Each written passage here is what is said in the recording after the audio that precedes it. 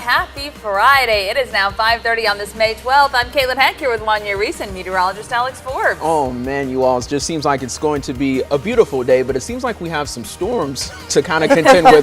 Gotta get through first. To put it mildly, across the area this morning, right? Yeah, we were not expecting this as late as last night.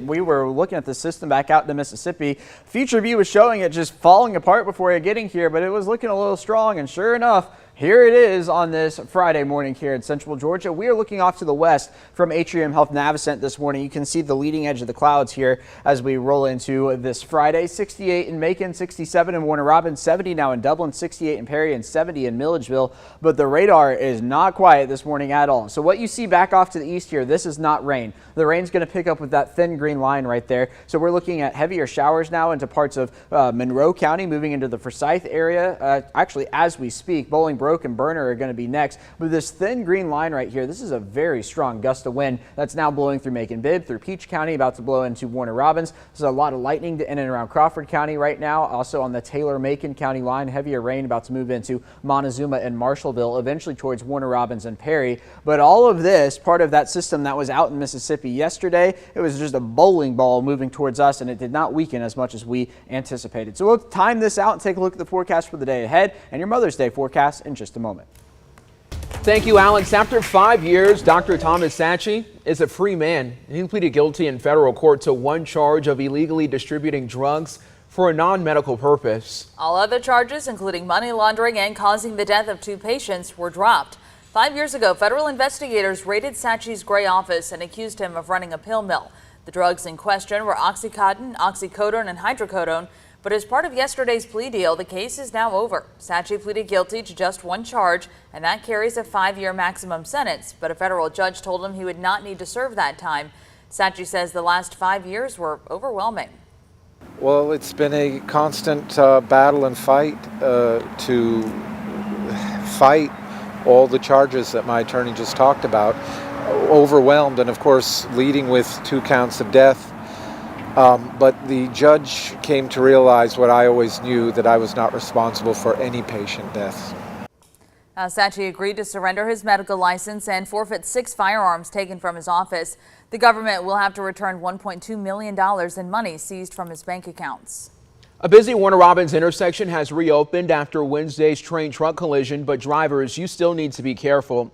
You might remember a Norfolk Southern train slammed into a flatbed truck stopped on the tracks, causing Watson Boulevard and the 247 intersection to close. It forced detours, which helped out some restaurant owners.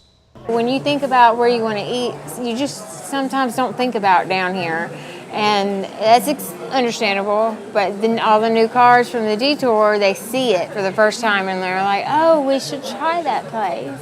The Warner Robins Police Department says the crossing should go back to normal by tomorrow. Norfolk Southern crews are working to replace lights and the crossing arm. Until then, railroad staff will be there to direct traffic when a train passes.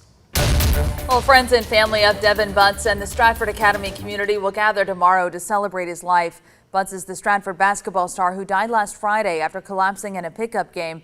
It happened at North Carolina Central University, which he played basketball for. Butts was just a few weeks from graduation. Tomorrow's event happens at 11 at the Stratford Gym. His burial will be at Macon Memorial Park Cemetery.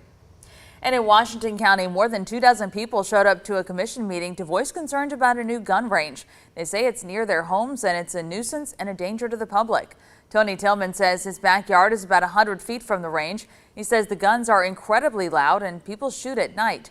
Tillman says he's even scared to mow his grass in case a bullet ricochets. Others say lead in the bullets could contaminate the environment and bring down property values. Range co-owner Travis Farron says they're happy to hear people's concerns. The guy that stays down the road, he's an ex-Vietnam vet dealing with PTSD bad. He got to listen at this gunfight all over again, Mr. Charlie. And he moved him from Savannah because he wanted peace. Well, who gonna have peace with all those bullets flying everywhere?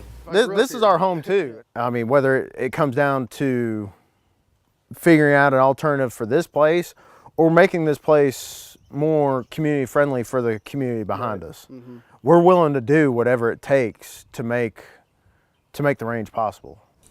County Attorney Michael Howard says due to state law for sport shooting ranges, they can't do anything about the noise the guns make. He says the range does not violate the county noise ordinance. Howard also says they can't retroactively pass ordinances to penalize the gun range. County commissioners say they still want to work on a compromise or a different solution.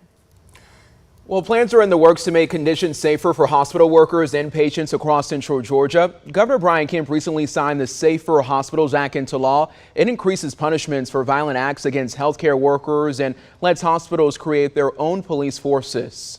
Hospitals reaching out, just want to share how we got established and different things to help them be successful. Atrium Health Navison established its police department back in 1975, according to Chief Jesse Croder. Atrium is the only health system in the area with a police department.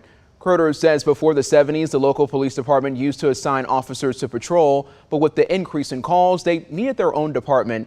Psychiatric units, ERs, and pediatric units see the highest number of assaults. Lisa Hallman is RN at Atrium's ER. She's worked as an ER nurse there for 10 years. Tempers are high, and emotions are high, and families get upset, patients are upset, so it can be a little concerning sometimes how irate people can get. Atrium started with 27 police officers back in the 70s, and now they have around 45, and they're looking to keep growing. 5:37 now. The conversation about law enforcement in hospitals and other medical offices is gaining new attention after a gunman opened fire in Midtown Atlanta last week. Dion Patterson is accused of killing one woman and hurting 4 others last week. Some of those hit by bullets are nurses.